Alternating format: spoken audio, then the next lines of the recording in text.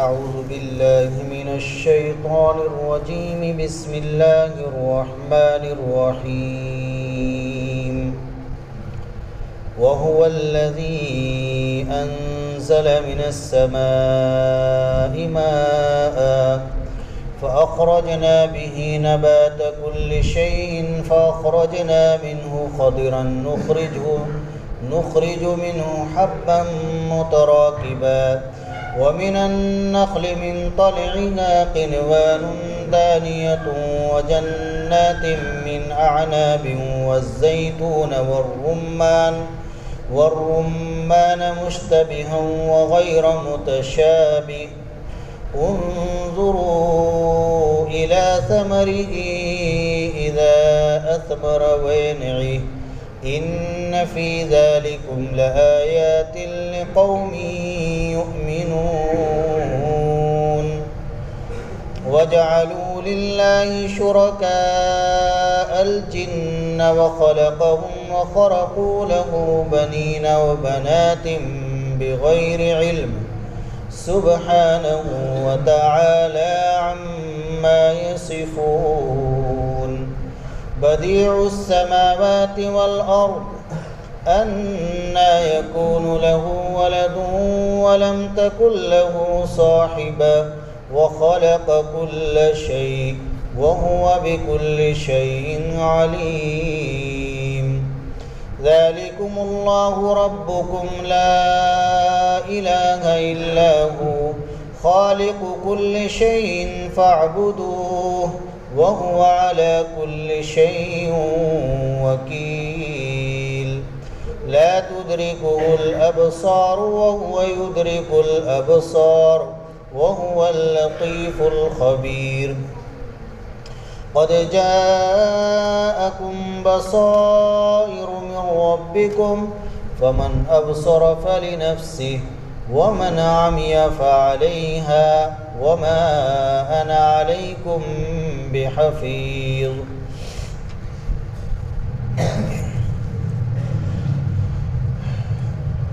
اللہ رب العزت نے جو کائنات پیدا فرمائی ہے تو 3 طرح کی کائنات ہے، اس کی 3 قسمیں ہیں۔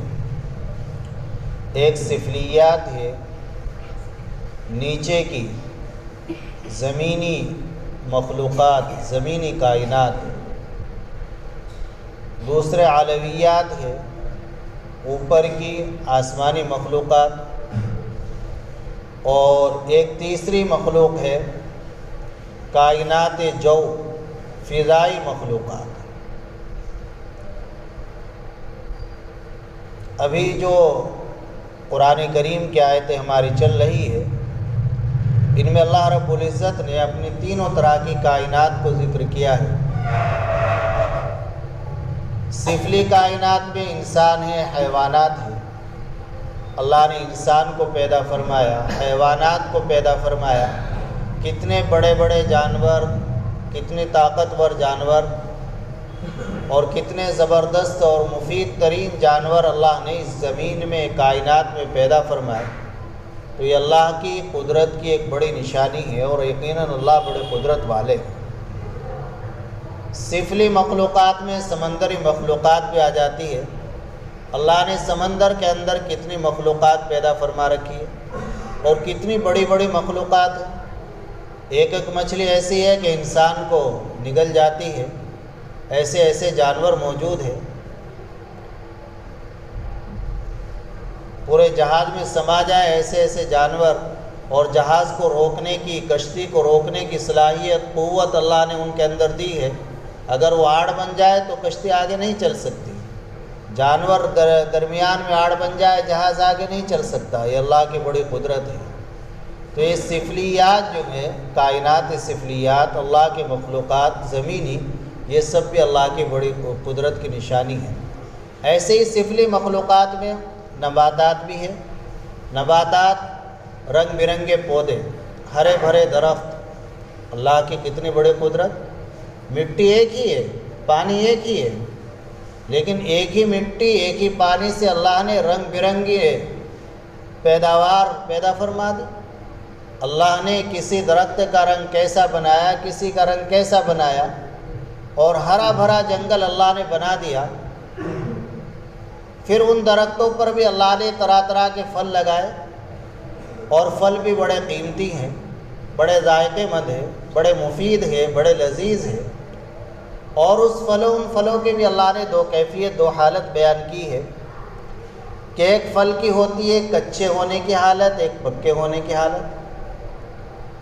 جب پھل کچا ہوتا ہے تو وہ بد مزہ ہوتا ہے، اچھا نہیں لگتا ہے، لیکن وہی پھل جب پک جاتا ہے تو بڑا وہ ذائقے مند ہو جاتا ہے۔ جب پھل کچا ہوتا ہے تو وہ مفید نہیں ہوتا، جب پک جاتا ہے تو پھل مفید ہو جاتا ہے۔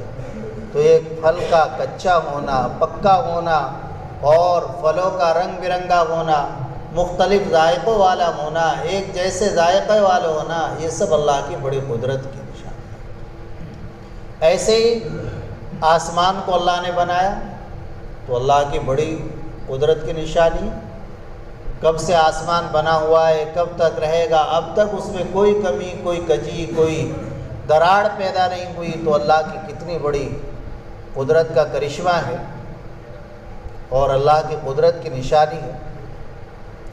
ایسے ہی زمین و آسمان کے درمیان اللہ نے چاند سورج بنائے ہیں، ستارے بنائے ہیں، یہ سب اللہ کی مخلوقات ہیں اور اللہ کی قدرت کی نشانی ہے۔ تو پہلی آیت میں اللہ نے اپنے قدرت کی ایک نشانی یہ بیان فرمائی ہے، وَهُوَ الَّذِي أَنزَلَ مِنَ السَّمَاءِ مَاءً، کہ اللہ وہی ہے جس نے آسمان سے پانی اتارا ہے، پانی برسایا آسمان سے۔ اللہ نہ چاہے پوری دنیا مل کر آسمان سے پانی نہیں برسا سکتے۔ جب اللہ چاہتے ہیں، جس وقت چاہتے ہیں، جہاں چاہتے ہیں، وہیں آسمان پانی برساتا ہے اللہ کے حکم سے۔ فَأَخْرَجْنَا بِهِ نَبَاتَ كُلِّ شَيْءٍ، اللہ فرماتے دیکھو ہمارے قدرت کی نشانی، ہم نے آسمان سے پانی اتارا، پانی ایک ہی طرح کا ہے، پوری زمین پر ایک ہی طرح کا پانی گرا، لیکن اس زمین سے ہم نے رنگ برنگی نباتات نکال دی، پودے نکال دیے۔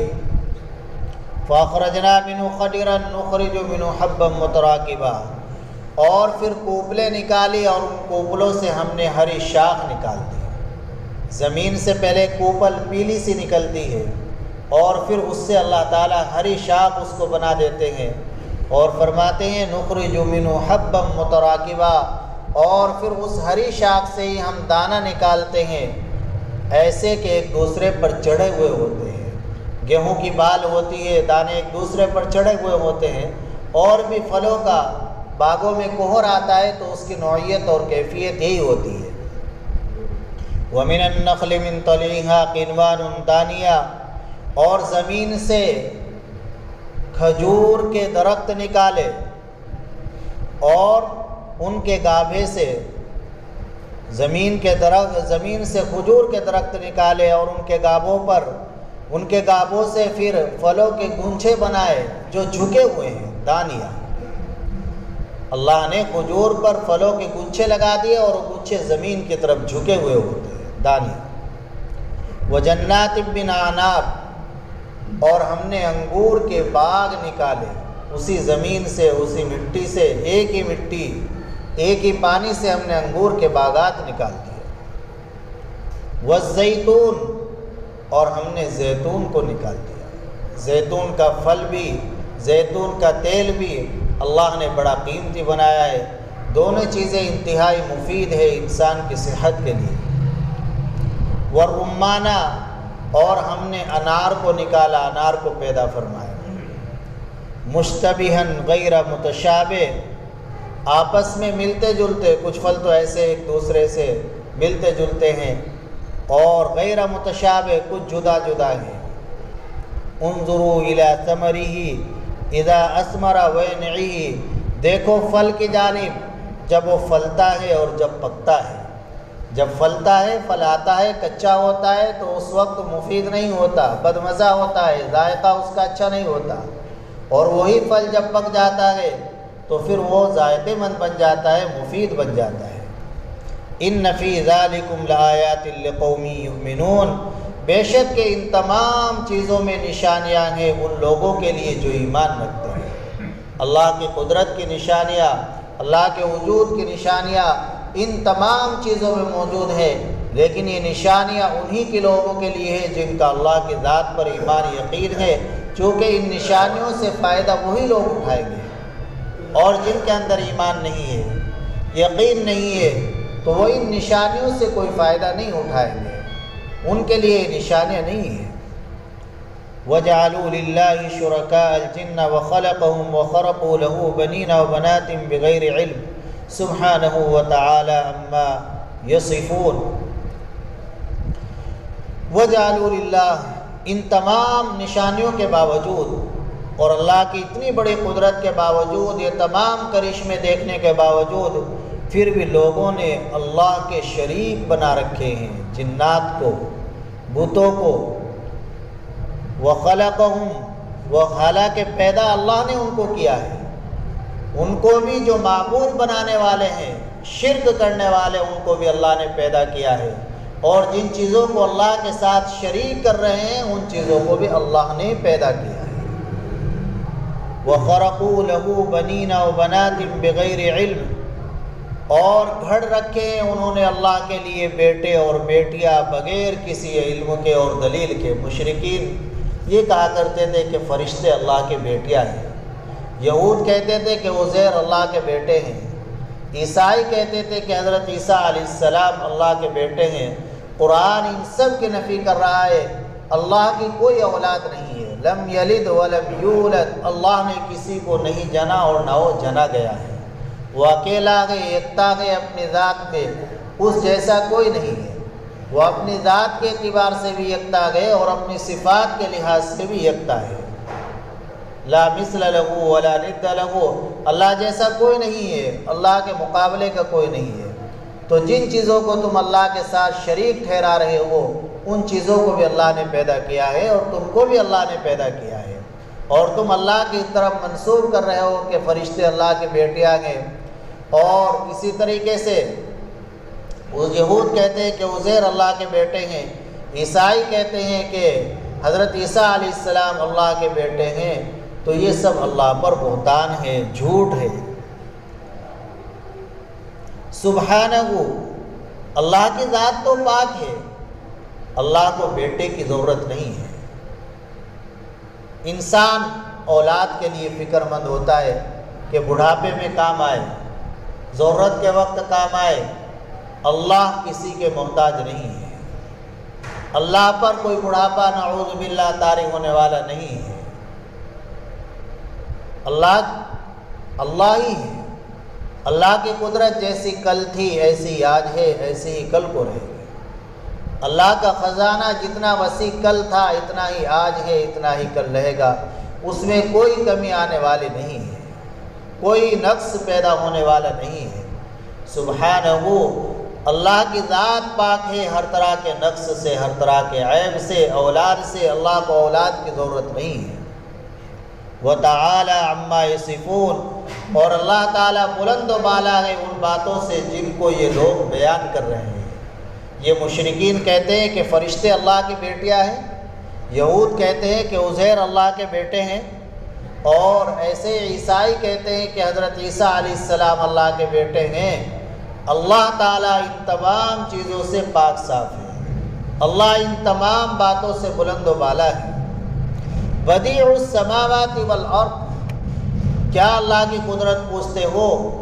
اللہ تو وہ ہیں کہ جس نے زمین و آسمان کو بغیر نمونے کے پیدا فرما دیا۔ دنیا کے اندر انسان کوئی چیز بناتا ہے تو اس کے پاس پہلے سے اس کا نمونہ ہوتا ہے۔ کوئی فرما بناتا ہے، بغیر فرمے کے، بغیر نمونے کے چیز کو بنانا بہت دشوار ہوتا ہے، اس میں 100 کمیاں نظر آتی ہے۔ یہ پیلر بنایا ہے مستری نے تو یہ بھی فرمے سے بنایا ہے، یہ پنکھے بنے ہیں یہ بھی فرمے سے بنے ہیں، نمونے ان کے سامنے تھے، لیکن آسمان کا کوئی نمونہ اللہ کے سامنے نہیں تھا۔ اللہ نے بغیر نمونے کے اتنا بڑا آسمان پیدا فرمایا، اللہ نے بغیر نمونے کے اتنی بڑی زمین پیدا فرما دی۔ تو اللہ تو اتنی بڑی قدرت والا ہے کہ وہ اللہ نے تمام چیزیں جو بنائی ہیں سب بغیر نمونے کے بنائی ہیں۔ پہلے کس چیز کا نمونہ تھا؟ اللہ نے پانی بنایا، زمین بنائی، جتنی بھی کائنات ہے، چاند، سورج، ستارے، آسمان، سب بغیر نمونے کے بنائے۔ بدیع السماوات والارض، اللہ تو بغیر نمونے کے زمین و آسمان کو پیدا کرنے والا ہے۔ انا یکون لہ ولد ولم تکن لہ صاحبہ، اللہ کے لیے اولاد کیسے ہو سکتی ہے حالانکہ اللہ کی کوئی بیوی نہیں ہے۔ ولم تکن لہ صاحبہ، کیا ہو گیا ہے مشرکین تمہاری عقلوں کو، کیا ہو گیا ہے یہودیوں تمہاری عقلوں کو، عیسائیوں تمہاری عقل کو؟ تم کہتے ہو کہ فرشتے اللہ کے بیٹیاں ہیں، عزیر اللہ کے بیٹے ہیں، عیسیٰ علیہ السلام اللہ کے بیٹے ہیں، اللہ کو اولاد کی ضرورت نہیں، پھر اولاد اللہ کے کہاں ہوگی؟ اللہ کی کوئی بیوی ہی نہیں ہے۔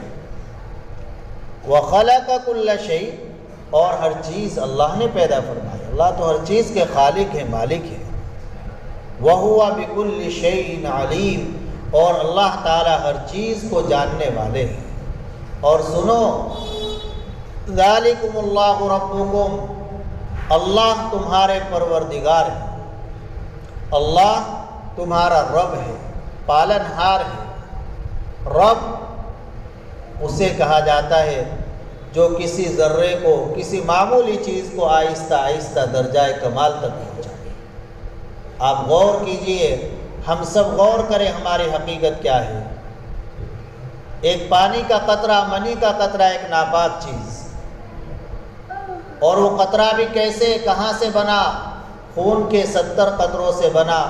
وہ خون کہاں سے پیدا ہوا؟ یہ سب نظام اللہ کا، کن چیزوں سے پیدا ہوا، کن چیزوں سے بنا، پھر وہ باپ سے ماں میں منتقل ہوا، اور پھر وہاں کس حال میں گزرا، آہستہ آہستہ۔ اللہ چاہتے تو یہ بھی نظام بنا سکتے تھے، اللہ آسمان سے ایسے انسانوں کو اتار دیتے جوان بڑھنے ہی نہیں۔ اللہ رب ہے، وہ ذرے کو درجہ کمال تک پہنچاتا ہے، پھر کتنا کامل و مکمل اللہ نے انسان بنا دیا۔ تو غور کرنا چاہیے انسان کو اپنی حقیقت پر کہ کل میں کیا تھا، آج کس چیز پر غرور کر رہا ہوں، کس چیز پر تکبر کر رہا ہوں۔ کل میں چلنے پھرنے میں، بولنے میں، ہر چیز میں اپنا پیشاب پاخانہ کرنے میں محتاج تھا، آج میرے اندر کچھ کمال پیدا ہو گیا، میرے ماں باپ کو میری خدمت کی ضرورت ہے، تو اس خدمت کو اپنی سعادت سمجھے۔ ان کو اگر استنجا کرانا پڑے استنجا کرائے، ان کی ہر ضرورت کا پورا خیال رکھنا لازم اور ضروری ہے۔ جو مال ہے وہی سمجھے میرے باپ ہی کا مال ہے۔ نبی پاک صلی اللہ علیہ وسلم نے فرمایا انت و مالک لابیک، تو بھی اور تیرا مال بھی تیرے باپ ہی کا ہے۔ ماں باپ سے آپ سرسری طور سے بھی اگر یہ کہہ دیں گے کہ یہ سب آپ ہی کا ہے تو ان کا دل خوش ہو جائے گا، وہ کچھ بھی اس میں سے ضائع نہیں کریں گے، لیکن بڑھاپے میں وہ ان چیزوں کو سننے کے لیے ترستے ہیں۔ آپ ملازم پیشہ ہیں، آپ کو تنخواہ ملی ہے، آپ ان کے ہاتھ پر پیش کر دیں، ان کے سامنے رکھ دیں، تو ان کو ایسی خوشی ہوگی کہ دنیا کی کسی اور چیز میں وہ خوشی نہیں ہوگی۔ وہ اس میں سے ایک پیسہ ضائع نہیں کریں گے، پورا آپ کو واپس دے دیں گے، بلکہ ان پر اگر ہوگا وہ بھی واپس لوٹا دیں گے۔ یہ کرنا چاہیے، پوری نہ رکھ سکو کم سے کم 1000 500 2000 ان کی خدمت میں پیش کیا کرو۔ کاروباری آدمیوں کو بھی چاہیے، جیسے ہفتے واری آپ اپنے خرچ کے لیے پیسے نکالتے ہو، بیوی بچوں کو دیتے ہو، ٹیوشن کے دیتے ہو، فیس کے دیتے ہو، اور بیوی کو خرچے کے دیتے ہو، تو ایسے ہی ماں باپ کو بھی دیا کرو۔ تم دو گے آگے تمہیں تمہاری اولاد دے گی، اور اگر تم نہیں دو گے تو آگے پھر اولاد سے بھی محروم رہو گے۔ جیسا یہاں کیا جا کرو گے ایسا ہی بھرو گے۔ ذالکم اللہ ربکم، وہ اللہ تمہارا پروردگار ہے، لا الہ الا ہو، اللہ کے سوا کوئی معبود نہیں ہے۔ خالق کل شیء فاعبدوہ، اللہ ہی ہر چیز کے پیدا کرنے والے ہیں، لہذا اللہ ہی کی عبادت کرو، صرف اللہ ہی کی عبادت کرو۔ ہر چیز کو پیدا کرنے والے اللہ ہیں، اللہ ہی پر یقین رکھو اور اللہ ہی کی عبادت کرو۔ وَهُوَ عَلَىٰ كُلِّ شَيْءٍ وَكِيلٌ، اور وہ ہر چیز کے کارساز ہے، تمام کام بنانے والے بھی اللہ ہی ہیں۔ حسبنا اللہ ونعم الوکیل، ہمیں اللہ ہی کافی ہے اور اللہ ہی بہترین کارساز ہے، بہترین کام بنانے والے ہیں۔ یہ پڑھنا چاہیے اور یقین بھی ہونا چاہیے۔ کوئی آدمی کسی مصیبت میں پریشان ہے، مفسرین نے لکھا ہے 1000 مرتبہ حسبنا اللہ و نعم الوکیل پڑھ کر دعا کر لے تو اللہ تعالیٰ اس کی پریشانی کو دور فرما دیں گے، اس کی الجھن کو دور فرما دیں گے۔ کوئی کام اٹکا ہوا ہے انشاءاللہ وہ کام بھی ہو جائے گا۔ حسبنا اللہ و نعم الوکیل، حسبنا اللہ و نعم الوکیل، یقین بھی ہونا چاہیے ہمیں اللہ ہی کافی ہے اور اللہ ہی بہترین کام بنانے والے ہیں، کوئی اور دنیا میں کام بنانے والا نہیں ہے، اللہ ہی بنائیں گے۔ ہمارا یقین اللہ ہی کی ذات پر ہونا چاہیے۔ اللہ کی کیا شان ہے، لا تدرکہ الابصار، پوری دنیا کی آنکھیں مل کر اللہ کو نہیں دیکھ سکتی ہے، اللہ کا ادراک نہیں کر سکتی، اللہ کا احاطہ نہیں کر سکتی۔ وَهُوَ يُدْرِكُ الْأَبْصَارَ، اور وہ تمام آنکھوں کو دیکھتا ہے، تمام آنکھوں۔ لا تدرکہ الابصار، اللہ کو دیکھنا ممکن ہے یا نہیں، دنیا میں دیکھ سکتے ہیں یا نہیں؟ اہل سنت والجماعت کا عقیدہ یہ ہے، یہ یاد رکھنے کی بات ہے۔ کوئی کہنے لگے آپ سے میں نے اللہ کو دیکھا ہے، عقیدے کی بات ہے۔ اہل سنت والجماعت کا عقیدہ یہ ہے کہ کوئی بھی انسان دنیا میں کوئی بھی انسان دنیا میں اللہ کا مشاہدہ اور اللہ کی زیارت نہیں کر سکتا ہے۔ حضرت موسیٰ علیہ السلام نے اللہ سے عرض کیا رب ارینی قال لن ترانی، اے اللہ میں آپ کو دیکھنا چاہتا ہوں۔ اللہ نے صاف فرما دیا آپ مجھے نہیں دیکھ سکتے۔ تو جب پیغمبر نے دنیا میں دیکھ سکتا اللہ کو، آواز تو سن لی، تو پیغمبر کے علاوہ کسی اور انسان اور جن کی مجال نہیں کہ اللہ کا دنیا میں مشاہدہ کر لے، دنیا میں اللہ کی زیارت کرے۔ بیداری کی حالت میں خواب میں اللہ کی زیارت ہو گئی، ایک الگ چیز ہے، خواب میں ہو سکتی ہے لیکن بیداری میں نہیں۔ حضرت ابو سعید خدری رضی اللہ عنہ فرماتے ہیں کہ نبی پاک صلی اللہ علیہ وسلم نے ارشاد فرمایا، اگر تمام پوری دنیا کے فرشتے، جنات، انسان جو پیدا ہو چکے وہ بھی، جو پیدا ہونے والے وہ بھی، سب جمع ہو جائیں اور سب اللہ کو دیکھنا چاہیں تو نہیں دیکھ سکتے، دنیا کے اندر نہیں دیکھ سکتے۔ دنیا کی ان آنکھوں میں اتنی طاقت نہیں ہے کہ اللہ کے دیدار کو برداشت کر سکے۔ رہا جنت کا معاملہ تو جنت میں اللہ کا دیدار ہوگا، اللہ کی زیارت ہوگی۔ متعدد احادیث سے بات ثابت ہے کہ اللہ تعالیٰ جنت میں ہر جنتی کو اپنا دیدار کرائے گا۔ جب جنتی جنت میں پہنچ جائیں گے، اللہ فرمائیں گے کہ اللہ کی طرف سے اعلان ہوگا کہ تمہیں جنت میں کسی اور نعمت کی ضرورت ہو تو بتلاؤ۔ جنتی عرض کریں گے یا اللہ آپ نے دوزخ سے بچا لیا، جنت میں آپ نے داخل فرما دیا، یہاں ہر نعمت موجود ہے، تو آخر اور کس نعمت کی کسر باقی رہ گئی ہے؟ تو اللہ اپنا حجاب ہٹائیں گے، اللہ کا دیدار جب جنتی کریں گے، یہ حدیث سے ثابت ہے۔ تو وہ جنت کی بینائی ہوگی، وہ آخرت کی بینائی ہوگی۔ اس دنیا کی بینائی سے کوئی اللہ کا ادراک نہیں کر سکتا، اللہ کو نہیں دیکھ سکتا، اور وہاں جو ہر جنتی کو اللہ کا دیدار نصیب ہوگا وہ بینائی بھی جنت کی ہوگی، آخرت کی ہوگی۔ لا تدرکہ الابصار وہو یدرک الابصار، اور اللہ سب چیزوں کو دیکھ رہا ہے، اللہ تمام آنکھوں کو دیکھ رہا ہے۔ کوئی چیز کتنی بھی گہرائی کے اندر ہے، کتنی بھی اندھیرے میں ہے اور کتنی بھی باریک ہے، اللہ اس کو بھی دیکھ رہا ہے اور اس کی بھی اللہ تعالیٰ ضرورت کو پورا فرما رہا ہے۔ وَهُوَ اللطیف الخبیر، اور اللہ تعالیٰ انتہائی باریک بھی ہے اور خبر رکھنے والا ہے۔ لطیف کے معنی مہربان کے بھی آتے ہیں، باریک بھی کے بھی آتے ہیں، باریک سے باریک چیز کو دیکھنے والے۔ اللہ کی شان یہی ہے کہ اللہ اپنی مخلوق پر مہربان بھی ہے اور اللہ اپنی مخلوق کی باریک سے باریک چیز کو دیکھنے والے بھی ہیں۔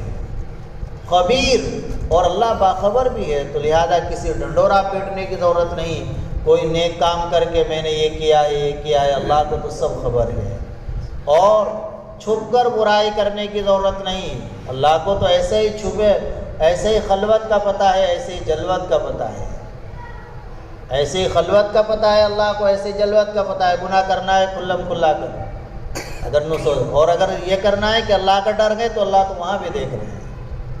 اللہ ہر چیز سے باخبر ہے۔ ان اللہ یعلم خائنۃ الاعین وما تخفی الصدور، اللہ تو تمہاری آنکھوں کی خیانت کو بھی جانتے ہیں، جو تم آنکھوں کی کنکھیوں سے خیانت کرتے ہو، کس نیت سے دیکھ رہے ہو، یہ سب جانتے ہو۔ وما تخفی الصدور، دل میں کیا چھپائے ہوئے ہیں اللہ اس کو بھی جانتے ہیں۔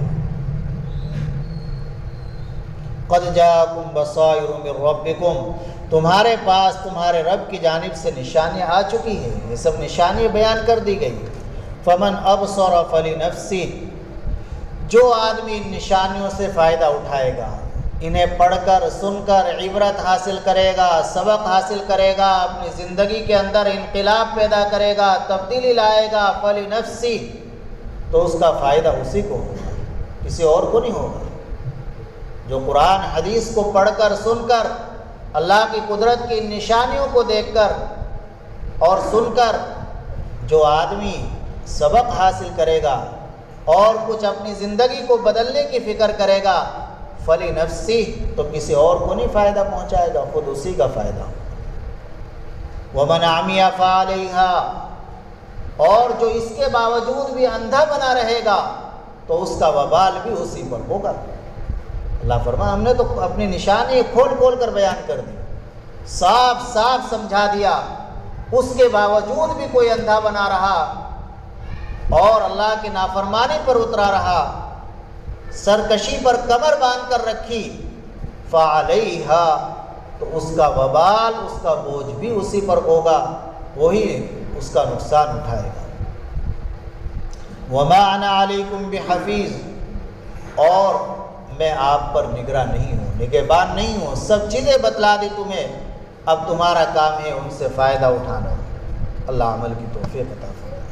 الحمدللہ رب العالمین، اللہم اجعل صلواتک و رحمتک و برکاتک علی سید المرسلین امام المتقین و خاتم النبیین محمد عبدک و رسولک امام الخیر و قائد الخیر و رسول الرحمہ، اللهم ابعثه مقاما محمودا يغبط به الأولون والآخرون، اللهم صل على محمد وعلى آل محمد كما صليت على إبراهيم وعلى آل إبراهيم إنك حميد مجيد، اللهم بارك على محمد وعلى آل محمد كما باركت على إبراهيم وعلى آل إبراهيم إنك حميد مجيد، اللهم صل على محمد كلما ذكره الذاكرون وصل على محمد كلما غفل عن ذكره الغافلون۔